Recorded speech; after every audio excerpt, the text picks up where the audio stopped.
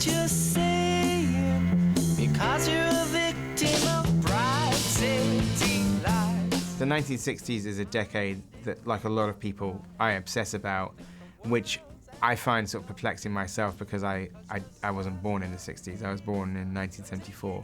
However, probably through my parents' record collection, which was quite a slim record box of only albums from the 60s, I sort of felt like I gained a connection with the period. Like some of my previous movies, sometimes the songs inspire the scenes. The music is so evocative of the period that putting together some of the songs would start to make me think about the story. And much like in the film, Eloise uses the music as a time travel machine, essentially. And I guess it was the same thing writing it. He writes to music in a very specific way. It's so chosen, and that it's not that the song goes on the script, it's the script and the song have to work together. Your every breath I take. So he sent me this early draft and it was just so exciting. I've always loved like everything 60s, and all my record collection is based there, and suddenly there was this film that was taking us back there. And Edgar's such a massive music fan that everything he does, he comes out with a very sort of musical point of view. He's going to find ways to mix score ideas with the songs and sound ideas, and it all comes together in this kind of unique way that he builds his film.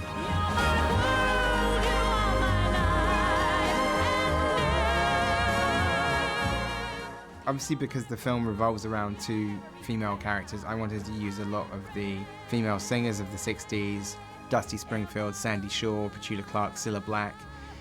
And I was always struck by the fact that a lot of those songs of that period are both extremely melodic, but also there's this melancholic edge to them. It was something that spoke to the theme of the movie, that they're incredibly enjoyable, energetic tracks, but there's this kind of grain of salt in them. There's this hint of sadness. They're full of yearning, and there's something a little dark to some of them. And a lot of the songs that I gravitated towards were ones that had that.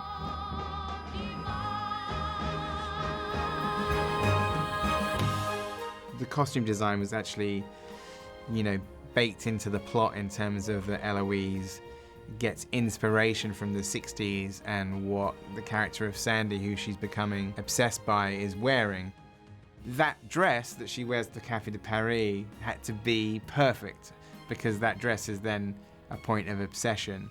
I had to find a dress that I felt I could then use as an inspiration for her fashion designs, and then continue that right through all the classroom scenes and right through to it inspiring her own modern twist on 60s fashion.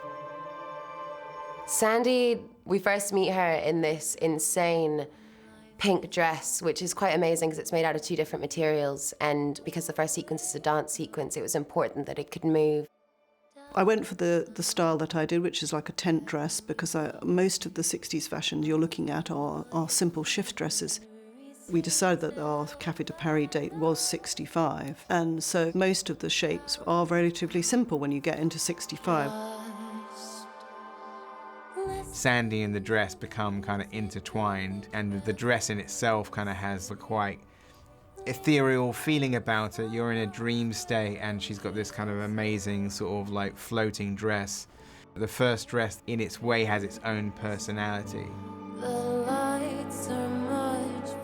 Because of where we end up, so scantily clad and cheapened, it was really important for both Odile and I that when you first met her, it was classy. So we actually didn't want to show a lot of skin. So I'm wearing quite a tight dress underneath all of the flowing chiffon, but it was demure, because, she sees herself as a duchess. She thinks she's going to be a lady. In terms of Sandie's costumes, there's a way of showing narrative throughout the costume design. How we can tell Sandie's story and the arc of her journey through her costumes.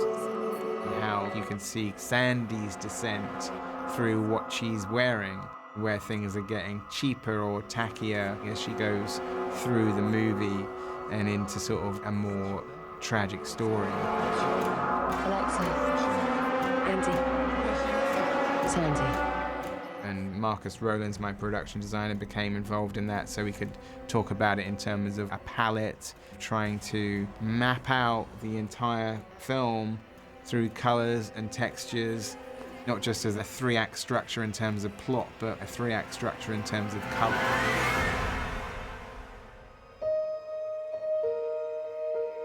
Very much we wanted the present day to feel considerably more real, and the 60s, certainly at the beginning of it, which is much more of a dream fantasy world, much more aspirational and desirable.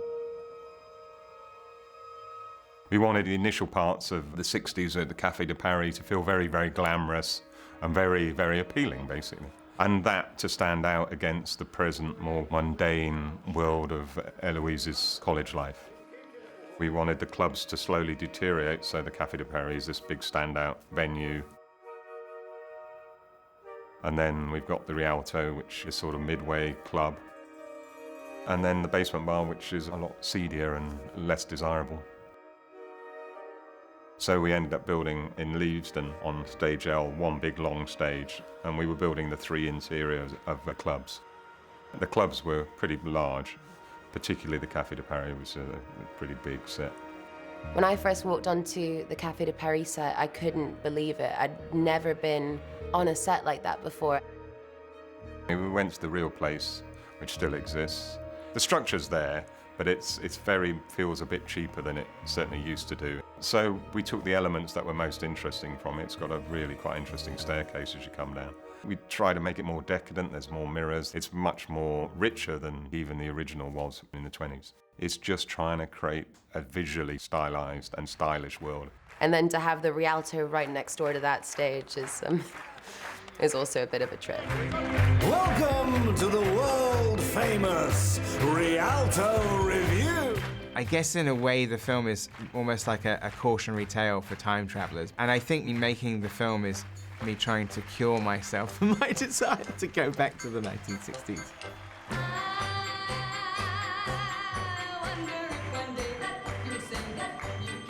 For a long time, the idea of going back to the 60s is an exciting prospect, but it's always tempered with this nagging feeling that you just want to experience the good things about the 60s. And of course, not everything was good about the 60s. In a similar way to Eloise in the movie, I've probably done this where I've talked to people who were around at the time with that puppy doggish enthusiasm of like, oh my God, what was it like? You know, asking sort of all of the kind of the obvious questions to somebody who was like a star in the 60s. Somebody asked me the other day, why did you cast Terence Stamp, Dame Diana Rigg and Rita Tushingham? And my answer was, why wouldn't you cast Terence Stamp, Diana Rigg and Rita Tushingham? I mean, I'm not just casting them because they are links to the past. They're also all incredible working actors. Happy birthday to you. They're obviously all 60s icons. It was clear to me, and this speaks to the theme of the movie, that I don't know how comfortable they were with that idea. I always got the feeling with Terence that he was never entirely comfortable with being a 60s icon. If you asked Diana Rigg about it, she would say, I was working for all of the 60s. The Avengers had me on a really tough schedule. So I think for her it was like, she was filming all the time and the 60s went by like that. And then Rita, in a way, when you would talk to her about it, would talk in very similar ways to Peggy. If you talked about the great times of the 60s, there was always this ... before, you know, some acknowledgement of like, but the times weren't always good. Can I help you? I was rehearsing with Diana Rigg on a Saturday. So it is. And I happened to mention that on the stage was Marcus Rowland's incredible Café de Paris set. And Diana Rigg said, oh, I went to the Café de Paris on my 18th birthday and saw Shirley Bassey's first London gig. I was like, oh my God, wow, that's just amazing. And I said, do you want to come and see the Café de Paris set? And she walked onto the set and she saw what Marcus had done and she said, oh, this is very good. This is amazing. It looks exactly like it did. And then she said, oh, it's a little bit bigger than the original, isn't it? And I said, it is a little bit bigger, actually. It's very sharp of you to notice that. And she said, oh, well, it's stunning recreation. It's really just incredible. Look at it. And then she's like stopped, and then there's a little pause, and she said, I remember walking down those stairs and lots of rheumy-eyed men looking me up and down like I was a piece of meat. Which is exactly what happens to Sandie in the movie, and also just feels like exactly what we're saying in the movie is that, like, how quickly the romantic recollections of the past curdle into something darker and more disturbing.